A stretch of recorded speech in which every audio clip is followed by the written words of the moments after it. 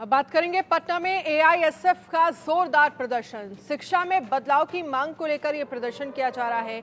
कई और मांगों को लेकर छात्रों ने विरोध किया।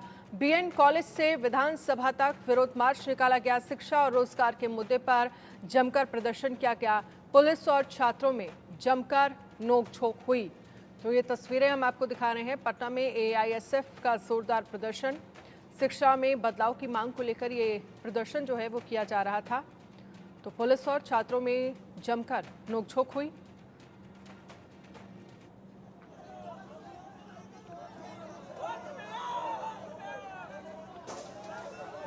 तो शिक्षा में बदलाव की मांग को लेकर यह प्रदर्शन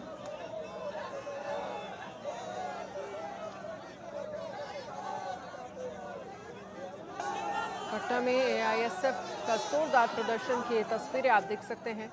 लोग छात्र जो हैं वो हाथों में लाल झंडा लिए एआईएसएफ लिखा हुआ प्रदर्शन कर रहे हैं। शिक्षा में बदलाव की मांग को लेकर यह प्रदर्शन जो है वो किया गया।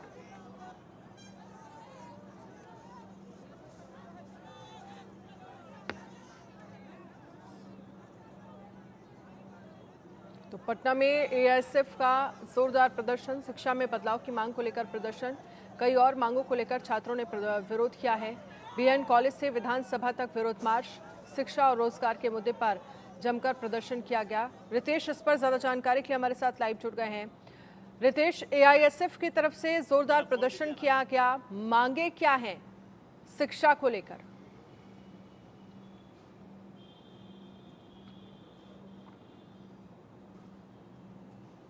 ऐसा करो कि वो सब आए। रितेश, आपको आवाज आ रही है?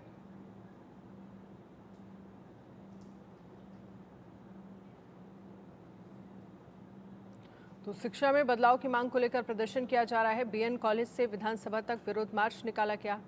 शिक्षा और रोजगार के मुद्दे पर जमकर प्रदर्शन किया गया। पटना में एआईएसएफ का जोरदार प्रदर्शन। शिक्षा में बदलाव की मांग को लेकर यह प्रदर्शन किया गया।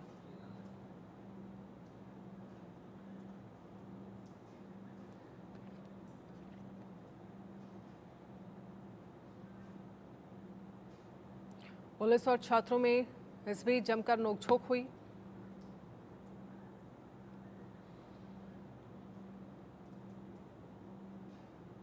कई और मांगों को लेकर यह प्रदर्शन किया जा रहा है।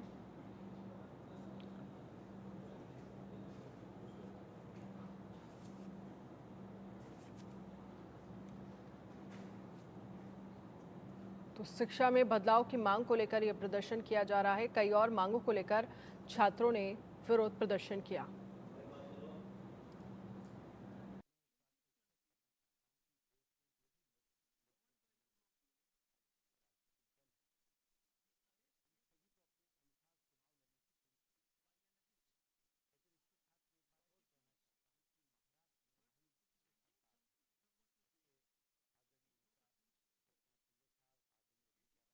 मुद्दे पर जमकर प्रदर्शन किया गया। पुलिस और छात्रों में जमकर नोकझोंक हुई।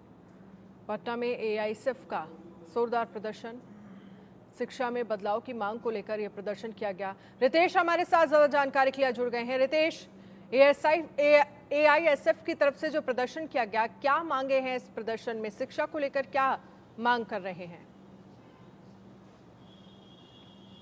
देखिए कि एआईएसएफ के छात्रों ने आज प्रदर्शन किया। सैकड़ों की तादाद में वो विधानसभा मार्च करने पहुंचे हुए थे और जो प्रमुख उनकी मांगे थी वो थी रोजी रोजगार, इसके अलावा शिक्षा में सुधार और खास तौर पर एनटीए से पर उन्होंने कई सारे आरोप लगाए हैं और सवाल भी उठाए हैं। और उनका कहना है कि ये जो परीक्षा है नीट वाली, इसे रद्द करके रीनीट कराया जाए। तो ये मांग लेके जो प्रमुख मांगे थी वो शिक्षा में सुधार, बेरोजगारी समाप्त हो, युवाओं को रोजगार मिले और फिर से रीनीट कराई जाए ताकि एनटीए के प्रति लोगों का भरोसा जो है एक बार फिर से सुदृढ़ हो। और इसी मांग को लेकर जो एआईएसएफ के जो नेता थे वो विधानसभा मार्च कर रहे थे। हालांकि विधानसभा गोलंबर पर ही उन्हें रोक दिया गया। उसके बावजूद भी वो अड़े हुए थे कि नहीं, वो विधानसभा मार्च करेंगे ही, विधानसभा के अंदर जाएंगे और फिर वहां पर विधानसभा अध्यक्ष से लेकर जो भी लोग हैं उन तक वो अपनी मांगों को रखेंगे, ज्ञापन सौंपेंगे। लेकिन पहले से ही पुलिस और प्रशासन जो है वो पूरी तरीके से मुस्तैद था। इसके अलावा वाटर कैनन का भी इस्तेमाल किया गया और सभी लोगों को पहले तो समझाया बुझाया गया और जब नहीं माने तो फिर हल्का उन पर बल प्रयोग भी किया गया और फिर जो भीड़ है वो तितर बितर हो गई। जी बिल्कुल रितेश, आपसे ये भी समझना चाहेंगे क्योंकि जिस तरह से ये प्रदर्शन किया जा रहा है, अब इसके साथ ही पुलिस के साथ झड़प भी हुई, विवाद भी हुआ प्रदर्शनकारियों का, लेकिन क्या प्रशासन की तरफ से या सरकार की तरफ से इन प्रदर्शनकारियों को किसी भी तरह का कोई आश्वासन आया? देखिए, जब भी विधानसभा सत्र शुरू होता है तब विपक्ष या जो लोग सरकार के विरोध में होते हैं वो अक्सर इस तरह से प्रदर्शन करते हैं, वो मार्च करते हैं और ये लोकतंत्र में जायज भी है कि अपनी मांगों को लेकर आप सही तरीके से चीजों को जो है सही प्लेटफॉर्म पर रखें। कल देखिए कि कांग्रेस के यूथ विंग ने भी ठीक यही करने की कोशिश की थी और बेरोजगारी और अन्य मुद्दों को लेकर, इसके अलावा बिहार के विशेष राज्य के मुद्दे पर उन्होंने भी विधानसभा मार्च करने की कोशिश की। हालांकि पुलिस ने रोक लिया और जब नहीं माने और जब हंगामा करने लगे तो पुलिस ने कल उन पर लाठीचार्ज किया। आज एआईएसएफ की बारी थी तो पुलिस ने पहले ही कह दिया था कि आप हंगामा जो है, आप जो भी प्रदर्शन करें वो शांतिपूर्ण करें। लेकिन जैसे ही हंगामे वाली स्थिति उत्पन्न होती उससे पहले ही पुलिस ने मोर्चा संभाल लिया। हालांकि देखिए, सरकार के पास सारी बातें जो हैं ये वो रहती हैं पहले से मौजूद कि कौन लोग क्या करने वाले हैं, उनकी क्या कुछ नाराजगी है। लेकिन सरकार ये कहती है कि आप सही तरीके से आएं, क्योंकि आप आके ज्ञापन सौंप सकते हैं। एक शिष्टमंडल, प्रतिनिधि मंडल के जरिए आप आइए जिसमें 3-4 लोग होते हैं, अमूमन यही होता है, और आप अपनी बात को सही प्लेटफॉर्म पर रखिए। लेकिन जो विपक्ष होता है या जो छात्र संगठन होते हैं, जब तक वो प्रदर्शन धरना नहीं करेंगे तब तक जो उनका नाम है या उनके संस्था का जो एक नेम फेम होता है वो लोगों के ज़हन में नहीं आ पाता है। और यही कारण है कि जहां पर आप ज्ञापन सौंप सकते हैं काफ़ी आसानी से, वहां पर जो छात्र होते हैं वो प्रदर्शन करते हैं और उसके पीछे की ठीक मंशा यही होती है कि उनके संगठन का भी नाम हो, उनके नेता का भी नाम हो। जी चलिए रितेश, आप हमारे साथ आगे भी रहिएगा, खबर पर आपसे अपडेट लेंगे, लेकिन इसी बीच बड़ी खबर का रुख लेते हैं। सीबीआई की रेड में एक बार फिर से तेजी आई है। सीबीआई टीम बिहार पुलिस के साथ हजारीबाग पहुंची। सीबीआई की टीम ने 2 संदिग्धों से पूछताछ की है। पूछताछ के बाद गेस्ट हाउस में छापा मारा गया। नीट पेपर लीक मामले में अब तक 36 लोगों की गिरफ्तारी हो चुकी है। तो एक बार फिर से इस पूरे मामले को लेकर सीबीआई जो है वो तेजी के साथ जांच करती हुई दिख रही है। सीबीआई की रेड में एक बार फिर तेजी आई है। सीबीआई टीम बिहार पुलिस के साथ हजारीबाग पहुंची। सीबीआई की टीम 2 संदिग्धों से पूछताछ की। पूछताछ के बाद गेस्ट हाउस पर छापा मारा। नीट पेपर लीक मामले में अब तक 36 गिरफ्तारियां हो चुकी हैं। रितेश हमारे साथ ज्यादा जानकारी के लिए बने हुए हैं। रितेश, सीबीआई की जांच अब और तेजी के साथ आगे बढ़ रही है, आज का क्या अपडेट है, क्या हुआ, क्योंकि हजारीबाग पहुंची थी सीबीआई की टीम?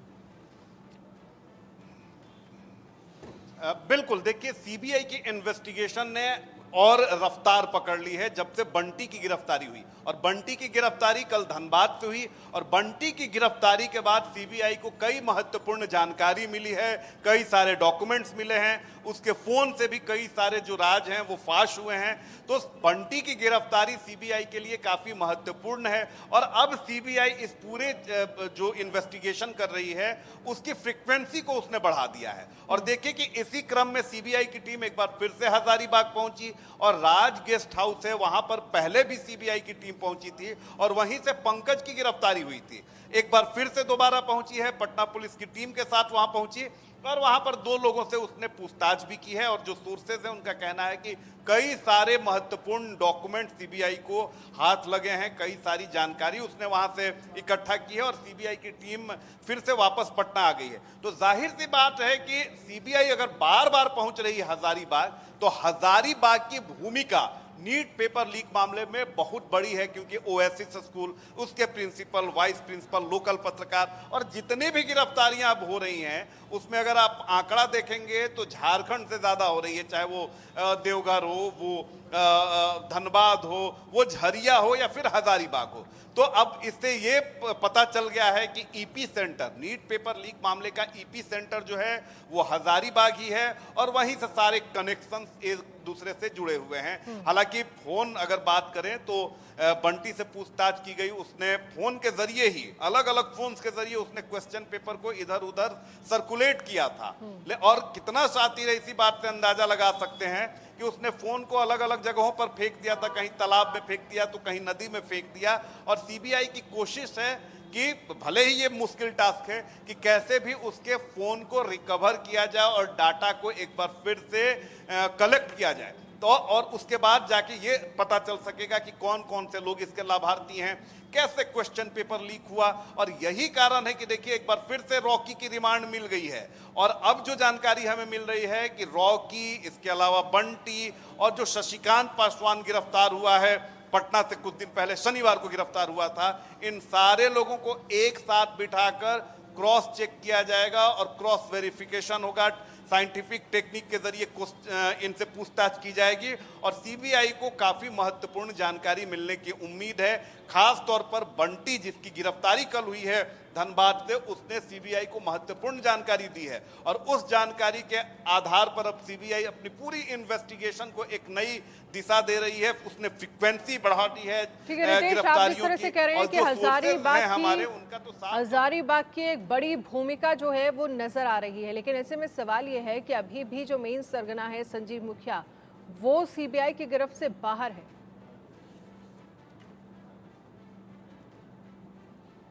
सबसे बड़ा सवाल है, क्योंकि जब तक संजीव मुखिया की गिरफ्तारी नहीं होगी तब तक ये नहीं पता चल सकेगा कि कितने लोगों को क्वेश्चन पेपर पहुंचाया गया था, कितने लोगों को इसका फायदा पहुंचा, कौन कौन से लोग जो हैं वो इस पूरे गोरख धंधे में शामिल थे, एनटीए में कौन ऐसा वो शख्स है, कौन ऐसा गद्दार है जिसने देश के 24 लाख बच्चों के भविष्य को डकारने की कोशिश की थी। तो अब सीबीआई की यही कोशिश है और इंडिया न्यूज बार बार ये कहता है, हमारे जो सोर्सेज हैं उनका पुख्ता दावा है, सीबीआई के अंदर जो हमारे सोर्सेज हैं, कि संजीव मुखिया के लोकेशन को सीबीआई ने ट्रेस कर लिया है, उसके लोकेशन को क्रैक कर लिया है, लेकिन कुछ टेक्निकलिटीज हैं, वो कानूनी तौर पर कुछ अड़चने हैं। यही कारण है कि संजीव मुखिया का पता होने के बावजूद सीबीआई अभी तक उसे गिरफ्त में नहीं ले सकी है। लेकिन जिस तरह से बंटी की गिरफ्तारी हुई है, शशिकांत पासवान की गिरफ्तारी हुई है और रॉकी से रिमांड में दोबारा जो पूछताछ हो रही है, उसमें जो जानकारी मिली है, अब उसके आधार पर सीबीआई बहुत जल्द संजीव मुखिया, जो मास्टरमाइंड है नीट पेपर लीक मामले का, अब उस पर दबिश बढ़ाने वाली है। जी चलो ठीक है, बहुत बहुत शुक्रिया।